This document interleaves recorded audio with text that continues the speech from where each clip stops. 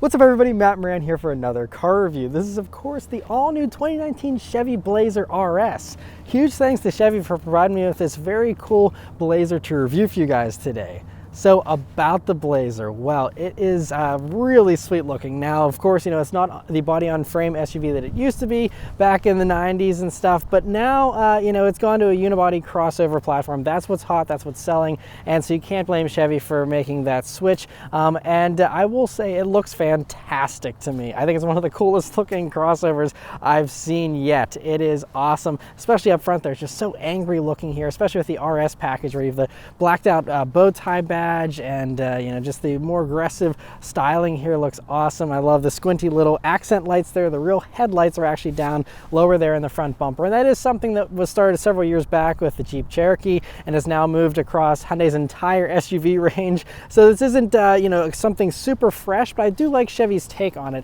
I think it looks fantastic, and combined with the very sculpted hood you have here and all the other, you know, bits that make up the front end here, I think it's a very, very cool look. Coming down to the sides here, you have 21-inch wheels. Now this is an optional package. Usually you get standard 20s here on the RS, but these 21s look really good. Again, all blacked out here, and they're on 265 wide tires, so a pretty decent tire as well. You have more blacked out badges here. You have the Blazer going down the door, and then going out towards the back there. First off, I love the C-pillar treatment, how it's kind of broken up a little bit with that black piece, and then out back there, I think it's also very cool looking. You have a little bit of a faux rear diffuser in the bottom. I really like the tail lamps as well. They're very three-dimensional. That's something I didn't notice in pictures or video, but you can see it kind of juts out there and gives it a lot more interesting looks, I think, than a lot of the other tail lamps from competing vehicles in this segment, and just very cool there. Otherwise, you know, just again, more blacked out badges. You have a little bit of a sportier rear roof spoiler there that looks good as well, and so I think from every angle, this new Blazer looks amazing. As for the interior of the Chevy Blazer, well, it is a very cool place to be. Much like how the outside is inspired by the Camaro, the inside is also inspired by the Camaro pretty heavily. I love, you know, the red accents you have around the vents and stuff. But anyway, first thing, sitting down in these seats are pretty comfortable. They're nice and soft. I love the red perforations and the red stitching you have here. That's an RS thing, of course, and looks really cool. I will say though, the shape of the seat leaves a little bit to be desired. So, you know, you have pretty flat bolstering here for the thighs, but the thighs are actually decent. It's mostly the torso support that is super wide. I mean, I think, you know, compared to even other, you know, SUVs in this segment, most of them have more aggressive bolstering than this. And again, this being a sportier one, I would have hoped that you would have sportier seats, at least with bolstering or something, but not the case. Pretty wide seats. That's the only disappointment, but they are comfortable. So if you're just, you know, cruising around, not wanting anything super sporty, these seats will be really nice.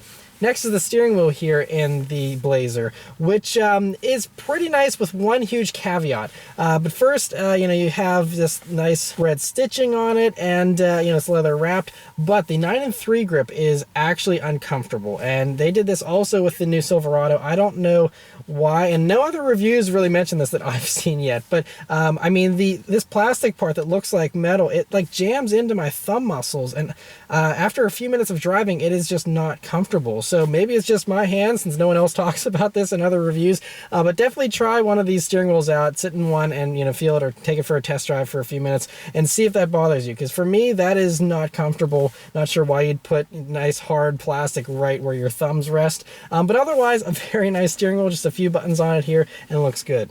Next are the gauges here in the Blazer, which are very good looking. You know, you have a nice large digital portion there. It's 8 inches. Now, if you go for a lower trimmed Blazer, you would get a smaller screen and more analog stuff instead. But I really love these gauges. I think they look fantastic. You know, you have the analog tachometer and your other auxiliary gauges there on the right-hand side, but in the middle there, nice and large, very clear, and I like the additional little gauges you get there within those rings. But it looks very good, and it has a good amount of customization as well. So, you know, you have a nice big digital speed readout, and you know, you can also scroll through your basic trip info, you know, maintenance stuff, all that kind of stuff. But you can also go and pull up your audio information there, navigation, navigation directions and a few other things as well. And if you don't like having the large analog speedometer, you can get rid of it. You can go into the settings there, and then you can have a nice large digital speed readout right at the top there, and then you can have a larger view for your audio, navigation, all that kind of stuff down there in the lower portion if you want. And so very cool to have that adjustability there. And so overall, really good gauges. Coming over to the center of the dashboard here, this is where you get the most Camaro influence. And so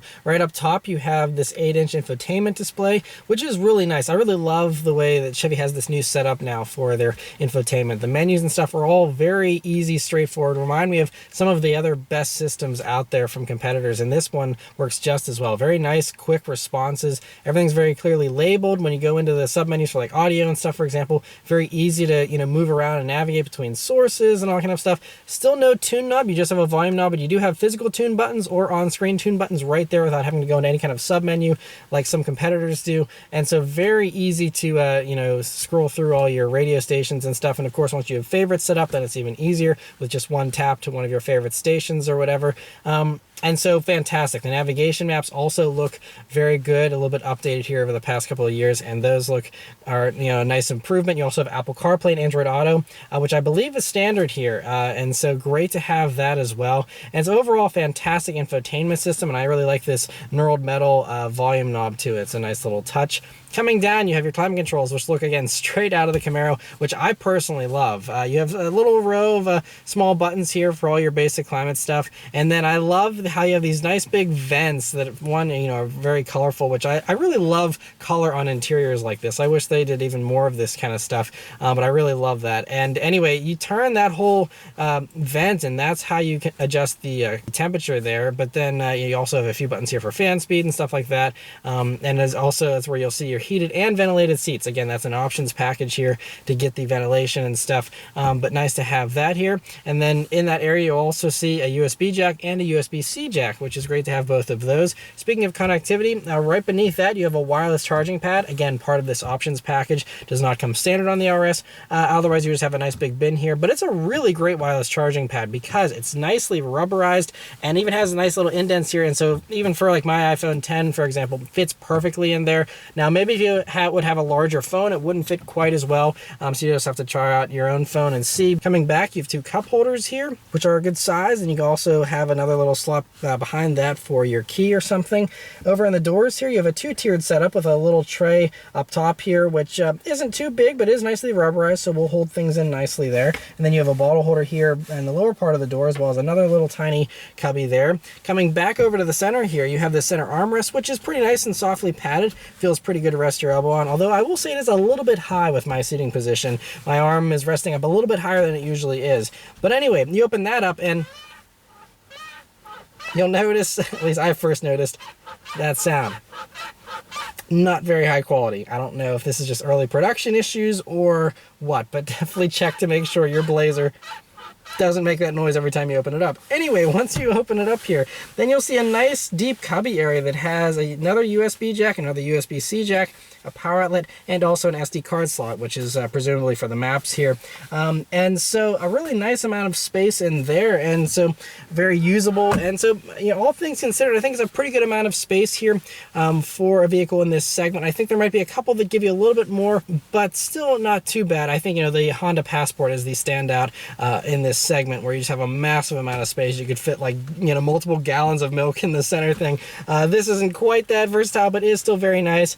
Other nice things here, you do have a little bit of padding that I really appreciate in a few spots. You have some nice padding here on the top of the dashboard that looks great with the stitching. You have good elbow points here that are pretty soft, although the door is a little bit firmer than I would like, but still has some padding. And I also really appreciate the fact that there's a little bit of padding here down by the knee area in the transmission tunnel, and that is also very much appreciated to have. But there are some cheaper plastics in other spots, but there are spots where you're not going to really come in contact with the vehicle that much, so not a big deal. Other little cubby that you won't even see from the driver's seat, but if you lean over here on the passenger side, you'll see another slot here that you can fit some slimmer things, you know, maps or you know, papers, things like that will fit in there pretty well. Or you could probably slip a smartphone in there or something like that. But anyway, that is a little bit of a cheaper plastic feel for that bin. But otherwise, you know, all the materials in here to me feel pretty nice. Backseat in the Blazer here is fantastic. Very roomy, very competitive with everything else in this class. And so I'm 5'9", me sitting behind myself. I easily have about 5 to 6 inches of legroom to spare back there.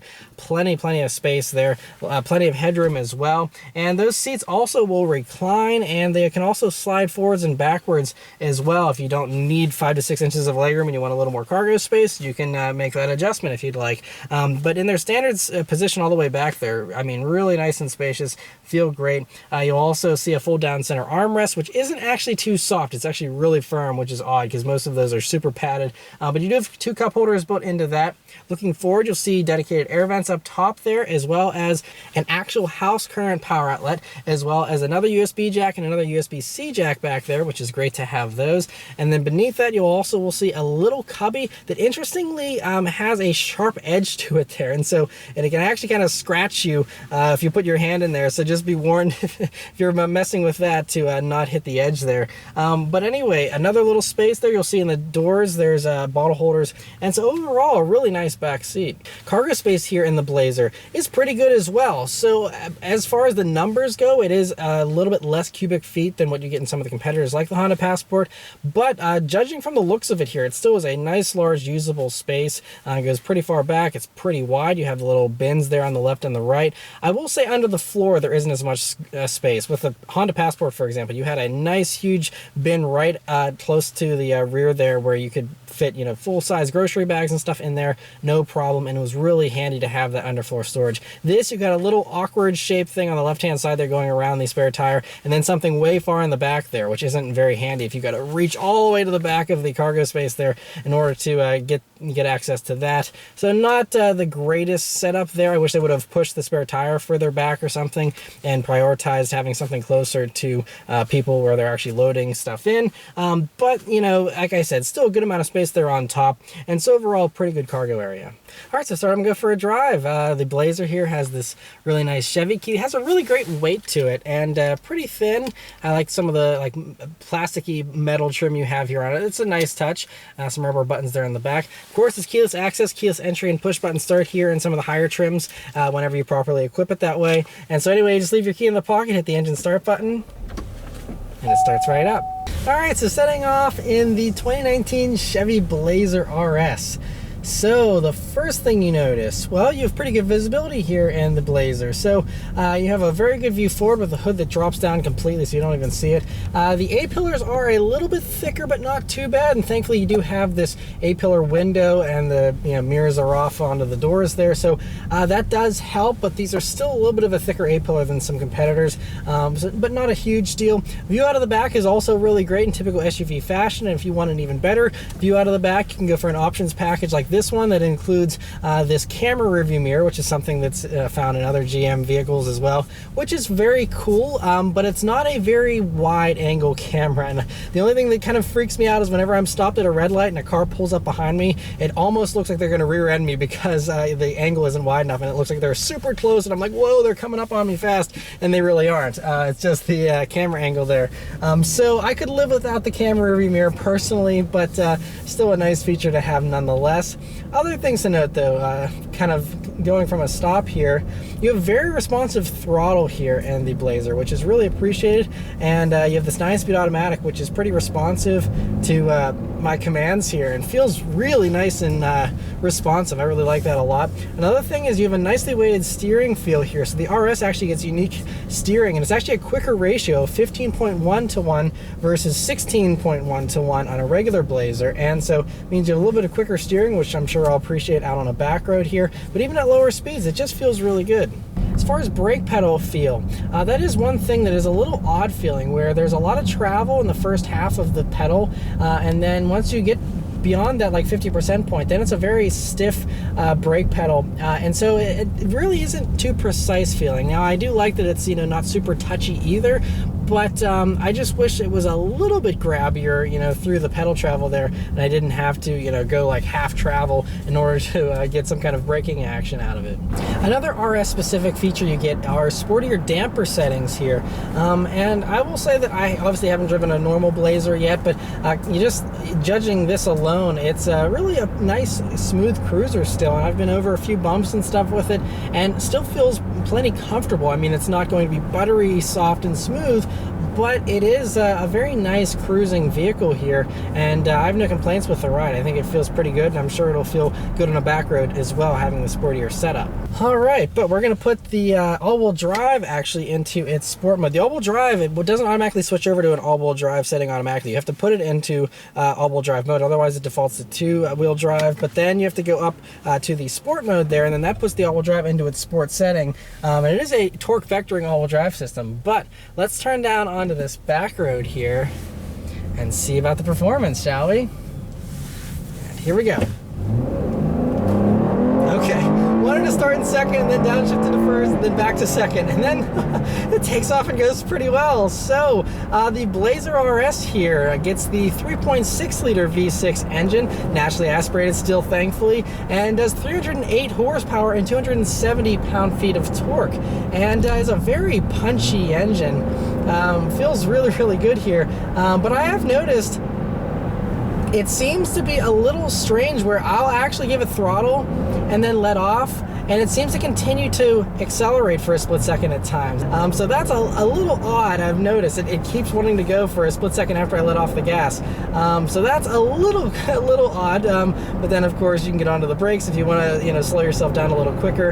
But it makes it a little odd whenever you're trying to coast sometimes and be precise with the throttle. So that's just strange to have that here. Otherwise, though, this 9-speed automatic is very responsive and gives me downshifts whenever I want them, and is just a nice transmission. Now, unfortunately, you don't have any kind of manual shifting as far as paddle shifters go, but you do have a little rocker switch here down on the shifter. That's the only way you can do manual shifting, but that's kind of clumsy and not a great setup. I was hoping that, you know, the RS being the sportier one, we get paddle shifters, but not the case. But like most of these automatics these days, they're pretty quick reacting, and paddle shifters aren't going to be super quick unless you're in some of the top stuff like the ZF 8-speed or something like that. Otherwise, it's usually not super engaging anyway. So just leaving it in automatic and letting it do its own thing should be, you know, good enough to you know, give you the downshifts you want and the performance you want. But we're coming up to some corners here, and let's see how it handles. So really nice quicker turn in here with this quicker steering rack, and it stays pretty nice and flat. I think part of that is those sportier dampers, but also the fact you're on these 21-inch wheels, which is an inch bigger than any of the competitors offer, and you have these 265 wide tires, which give you good grip as well. But it's just really nice and well controlled. It just really wants to turn in better, and you have this, again, torque vectoring all-wheel drive, which can overdrive one of the rear wheels there to help you know, guide you through the corner there, and feels really good actually. Some other competitors do offer that as well, but I really like how, like, for example, the Honda Passport, it has torque vectoring all-wheel drive, but it's a little bit of a higher ride height since they're trying to go for an all-wheel drive kind of off-roady thing with their all-wheel drive setup in the Passport. Whereas with this, you have a flatter, you know, ride because you have a lower ride height, and Chevy's not trying to go off-road here with the Blazer. They're just focusing on on-road dynamics, especially with the RS version here, and I really appreciate that because it just gives you a fantastic handling feel. I mean, you do have a little bit of roll if you really try and push it. It's not, you know, as good handling as a Camaro or anything like that, but it still does handle very good for an SUV of this size and of this weight. That is the one thing, is the weight of the Blazer. It's not light. So I've seen ranges for curb weights for the RS somewhere between 4,250 and like just under 4,300 pounds. So definitely on the heavier side, but I will say it doesn't really feel that heavy. It seems to hide it pretty well. Now again, if I was at some higher speeds or more aggressive cornering, I might feel it, but those corners back there were pretty tight, and it was handling it very, very well. So sounds like a big number, 4,300 pounds. Feels more like a 4,000 pound SUV maybe, you know, I mean, not a drastic difference, but does feel a little bit better than that number might suggest. And so I think it's a perfectly good handler. For an SUV, it handles very, very well, and probably better than a lot of the competitors as well. Although you have stuff like the Ford Edge ST, which I haven't reviewed, but I did do the Edge Sport a few years ago. But I do remember the Edge Sport handling in a very heavy manner as well, and you really felt like you were throwing the weight around. This, I think, kind of masks that a little bit better. But again, with the new Edge ST, they might have fixed that, so I'll have to drive one of those and compare it eventually down the road. But I will say, overall, no complaints here with the handling of the Blazer. I think it's very sporty, and if you happen to need to bomb down a back road, if you're in a hurry rushing around somewhere or something, I think you'll be pretty impressed with the way the Blazer handles itself. Other things to note about the Blazer are that it's pretty quiet in here too. I've noticed it's a very refined ride, and in addition to just being smooth, it also is fairly quiet. Now, it's not luxury car quiet or anything like that, but does contain itself well, so you don't really hear too much of the outside. You don't hear cars passing by too loudly or anything like that. Yeah, the front end of the Blazer here just feels so much lighter. The nose just really is eager to turn in, and it's just really nicely tuned, and again, with the quicker steering ratio, it really helps this to feel really, really good. Now, it's not like Alfa Romeo Stelvio good. It's not quite as good. It's also not as good as like an Acura RDX A-Spec, which is in the similar price segment to the Blazer here, the way the Blazer is equipped, which I'll mention pricing here in a minute.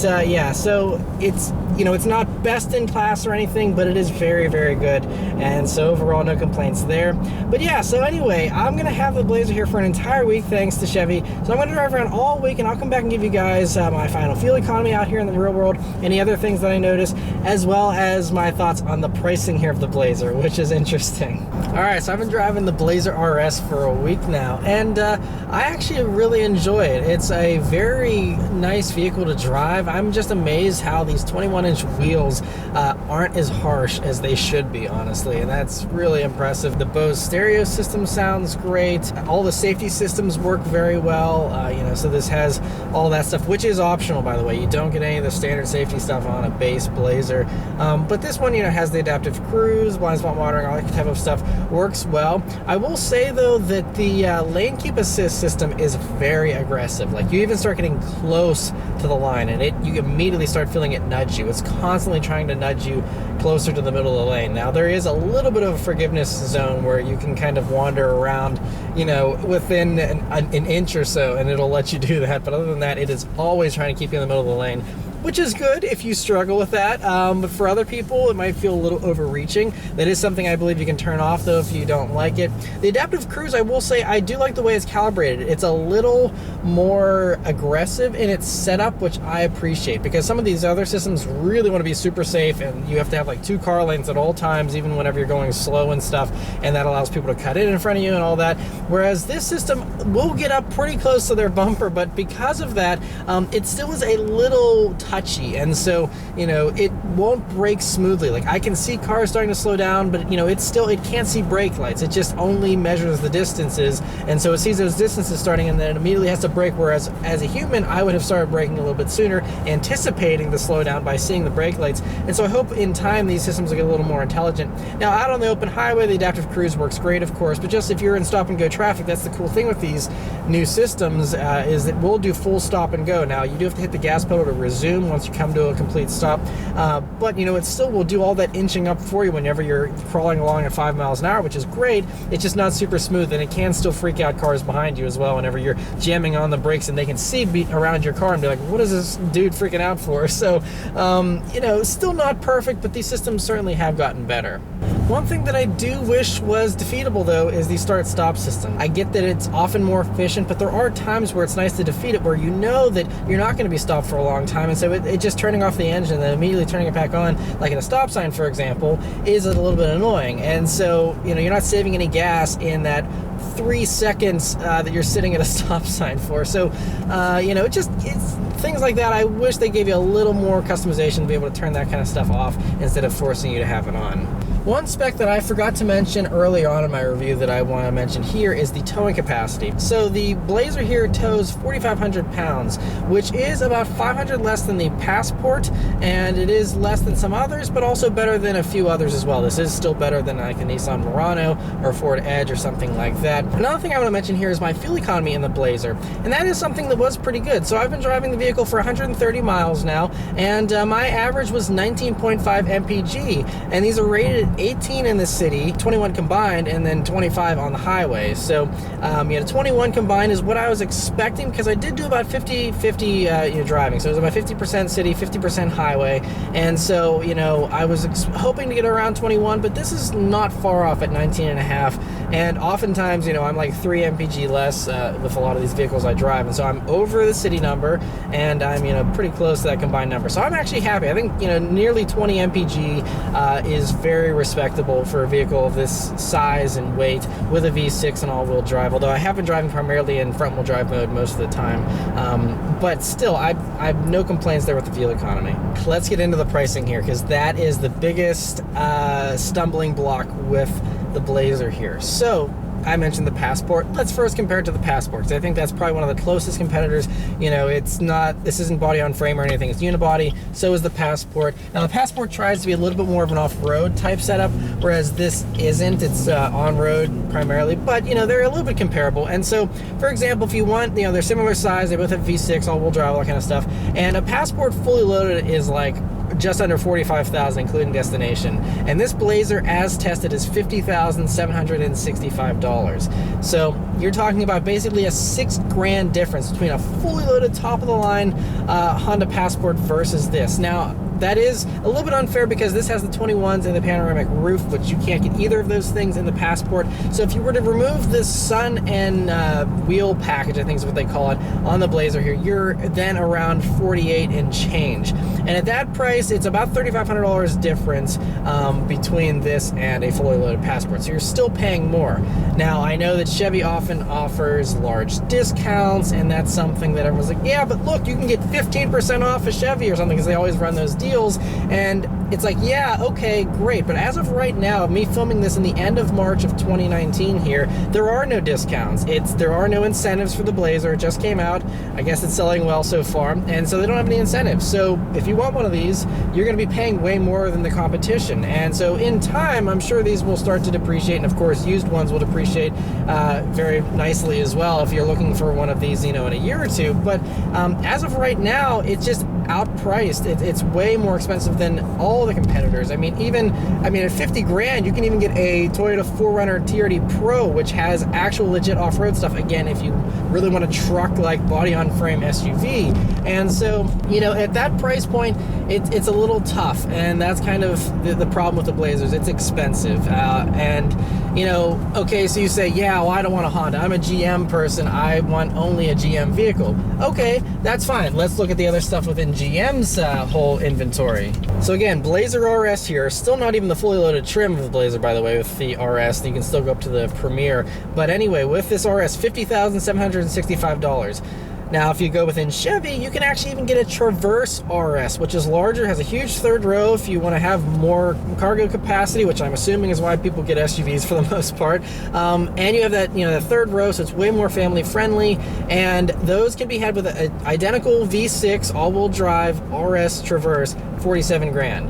And then you're 3 grand under this. And so really the Blazer, I think, is going to sell to people who just love the styling and just like its sportier nature, and this will handle much better than a Traverse. So if you do want to go around corners or try and be sporty in your Blazer, this will be a good choice. But then again, how many people, why would you buy an SUV if you want to have a sports car? So that's kind of tough. And honestly, 50 grand, you're not far off from a Corvette, and certainly you can get a very nice Camaro for that money if that's what you want, is something sporty. So if you want something practical, you can save a bunch of money and get a way more utilitarian vehicle that's going to be a lot more usable. And then you even look at other stuff within GM. So you can get a GMC Acadia Denali, fully loaded loaded Denali Acadia, and those are like $49,000. And again, you have a third row, not as big as the Traverse, but you still have a usable third row.